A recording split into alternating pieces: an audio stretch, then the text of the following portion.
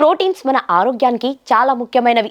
ఇవి మన కణాలకు, ఖనిజాలకు సమస్యలు వచ్చినప్పుడు వాటిని తిరిగి ఆరోగ్యవంతంగా చేయడంలో ముఖ్యమైన పాత్ర పోషిస్తాయి.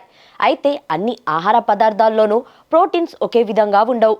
కొన్ని ఆహార పదార్థాల్లో ప్రోటీన్స్తో పాటు కొవ్వు కూడా ఉంటుంది.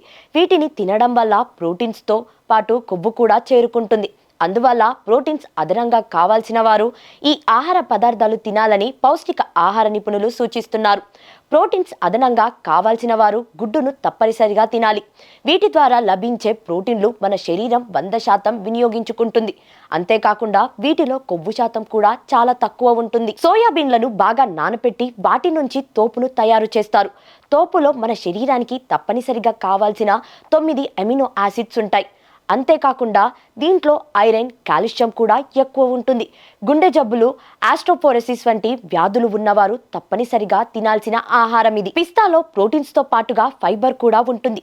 ప్రతిరోజు సాయంత్రం క్రమం తప్పకుండా కొన్ని పిస్తా పప్పులు తినడం వల్ల మన శరీరానికి అవసరమైన ప్రోటీన్స్ లభిస్తాయని పోషక ఆహార నిపుణులు సూచిస్తున్నారు. పెసర్లు, బొబ్బర్లు, రజ్మా వంటి పప్పు ధాన్యంలో ప్రోటీన్స్ చాలా ఉంటుంది.